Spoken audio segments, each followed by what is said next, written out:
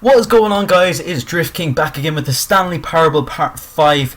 Absolutely loving this series. We are where we left off, and he said, just to give you guys a quick recap, he forgot his memory and he's asking us the same thing again to go through the door on his left.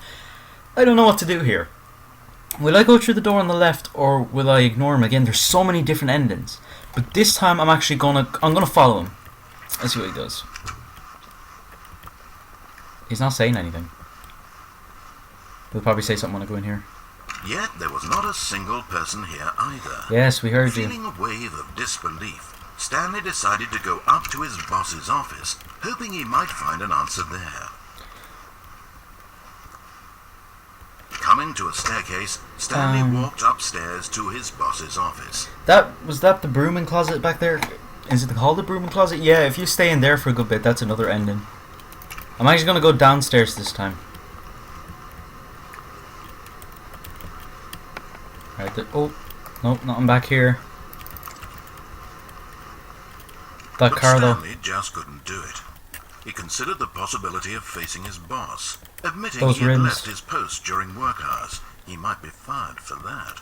And in such a competitive economy, why had he taken that risk? All because he believed everyone had vanished? His boss would think he was crazy. And then something occurred to Stanley. Maybe, he thought to himself, maybe I am crazy. All of my co-workers blinking mysteriously out of existence in a single moment for no reason at all? None of it made any logical sense. And as Stanley pondered this, he began to make other strange observations. For example, why couldn't he see his feet when he looked down? Why did the doors close automatically behind him wherever he went? And for that matter, these rooms were starting to look pretty familiar. Were they simply repeating? No, Stanley said to himself, this is Someone all spilled too their coffee. strange. This can't be real.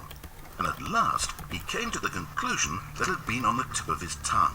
He just hadn't found the words for it. I'm dreaming! He yelled. What? This is all a dream. Oh, what a relief Stanley felt to have finally found an answer, an explanation. His co-workers weren't actually gone. He wasn't going to lose his job. He wasn't crazy after all. And he thought to himself, I suppose I'll wake up soon. I'll have to go back to my boring real-life job pushing buttons. I may as well enjoy this while I'm still lucid. So, he imagined himself flying and began to gently float above the Oh, room. Jesus, guys, you seeing this? Then he imagined himself soaring through space on a magical starfield. And Oh into my a God. minute, it was so much fun, and Stanley marveled that he had still not woken up. How was he remaining so lucid? And then perhaps the strangest question of them all entered Stanley's head. One he was amazed he hadn't asked himself sooner. Why is there a voice in my head dictating everything that I'm doing and thinking? True. Now the voice was describing itself being considered by Stanley, who found it particularly strange. I'm dreaming about a voice describing me, thinking about how it's describing my thoughts, he thought. Whoa, talk about One English, thought bro. it all very odd, and wondered if this voice spoke to all people in their dreams. The truth was that, of course, this was not a dream. How could it be? Was Stanley simply deceiving himself, believing that if he's asleep he doesn't have to take responsibility for himself? Stanley is as awake right now as he's ever been in his life. Now, hearing the voice speak these words was quite a shock to Stanley. After all, he knew for certain, beyond a doubt, that this was in fact a dream. So it Did is the a voice dream. not see him float and make the magical stars just a moment ago? How else would the voice explain all that? This voice was a part of himself too, surely, if he could just... He would prove it. He would prove that he was in control, that this was a dream. So he closed his eyes gently, and he invited himself to wake up. He felt the cool weight of the blanket on his skin, the press of the mattress on his back, the fresh air of a world outside this one. Let me wake up, he thought to himself. I'm through with this dream. I wish it to be over. Let me go back to my job. Let me continue pushing the buttons. Please, it's all I want. I want my apartment, and my wife, and my job. All I want is my life exactly the way it's always been. My life is normal, I am normal. Everything will be fine. I am okay.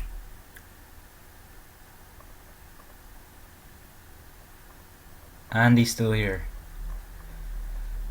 Stanley began screaming. Please, someone wake me up. My name is Stanley. I have a boss. I have an office. I am real. Please, just someone tell me I am real. I must be real. I must be. Can anyone hear my voice? Who am I? Who am I? Oh, it's loud. And everything went black. Oh my fucking god. Oh shit. Man, you guys would not like to see me in a horror game, I swear to god. I would shit myself. Like, this is scary enough. On a day like any other. Who the fuck's Mariella? She got dressed, gathered her belongings, and walked to her place of work. But on this particular day, her walk was Stanley has massive hands. Holy shit. Through town talking and screaming to himself, and then collapsed dead on the sidewalk. And although she would soon turn to go call, I think all the muscles from his shoulders went to his hand. For brief moments, she considered the strange man. He was obviously crazy. This much she knew. Everyone knows what crazy people look like. And in that moment, she thought to herself how lucky she was to be normal. I am sane. I am in control of my mind. I know what is real and what isn't. It was comforting to think this, and in a certain way, seeing this man made her feel better. But then she remembered the meeting she had scheduled for that day. The very important people whose impressions of her would affect her career, and by extension, the rest of her life. She had no time for this, so it was only a moment that she stood there, staring down at the body. And then she turned and ran. Ran. That an ending? I think it is. It's kind of familiar. Yeah, I think it is. Wow, man. That was crazy. Oh, man. That, man. Oh, my God. Yeah, if you guys didn't know, if I reach 100 subscribers, I'm doing a horror game. Any horror games. Whoa, fuck me. All the notes. Yeah, I'm doing a horror game for my 100 subscriber special. Now, guys, I'm fucking terrible at them. I get scared really easily when it comes to that stuff.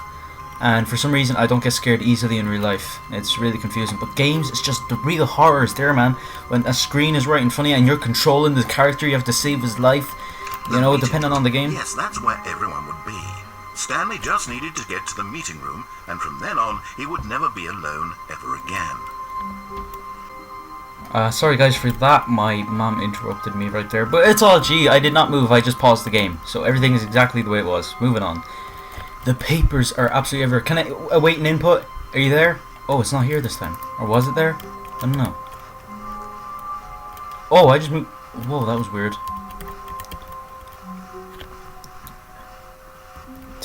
When Stanley came to a set of 2 open doors, he entered the door on his left. Oh shit, what one do I choose now? I'll choose the one on the right this time. Screw it. This was not the correct way to the meeting room, and Stanley knew it perfectly well. Perhaps he wanted to stop by the employee lounge first, just to admire it. Ah, yes, truly a room worth admiring. I'm going. But eager to get back to business, Stanley took the first open door on his left. Oh, did I? Oh man, I don't know. Hold on. What's true here? I'm gonna. Yeah, I'll take this.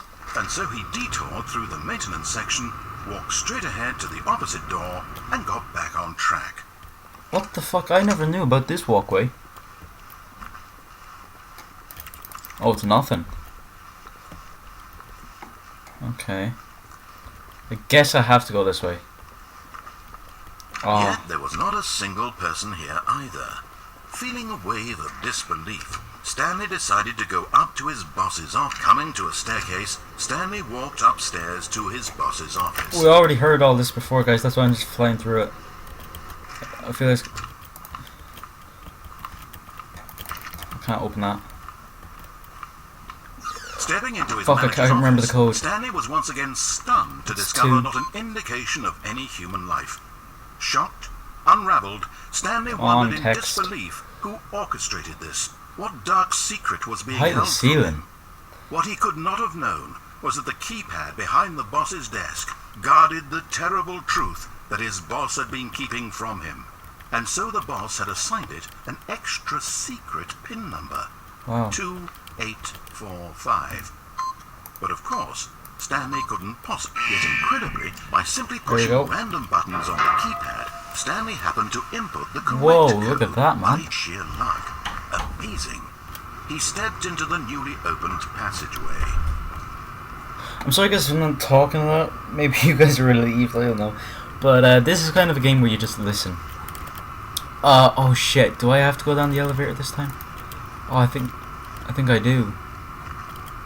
Am I going to be doing the exact same ending again? That's fucking scary. Man, I'm telling you right now, I will not be good in a horror game. Like hell no. Oh, man. Guys, I have a problem with the BIOS in my laptop. It won't let me update it for some reason. And what I want to do is dedicate more video RAM, like from my graphics card into the, just dedicate more of it, so I get more frames per second. I'd like to do that, but it's not letting me do that on this laptop for some reason. Stanley realized he felt a bit peculiar.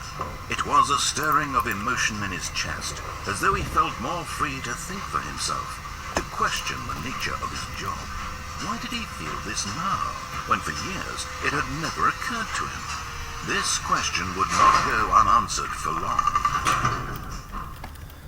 I guess we go out the same way. Stanley walked straight ahead through the large door that read Mind Control Facility. Oh, I did not do the escape though. Oh, I'm doing the escape this time. Although this passageway had the word escape written on it, the truth was that at the end of this hall, Stanley would meet his violent death. Is that so? The door's still open this time. The door behind him was not shut. Stanley still had every opportunity to turn around and get back on track. Nope, going straight to the end. At this point, Stanley was making a conscious, concerted effort to walk forward and willingly confront his death. Oh, it's getting dark. So confront his death. Do I die like right here and then it's going to restart?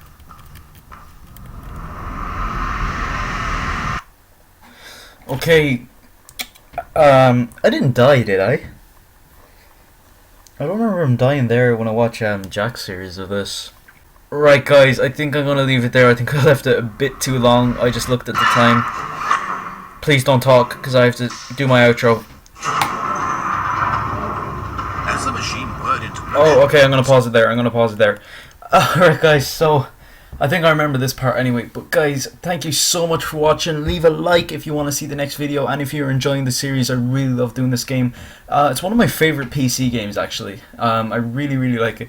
And guys, if you have any tips on how to increase your frame rate in the comments below, just leave them in the comments because I really want to upgrade the frame rate on my laptop as much. So yeah, I'll see you in the next one.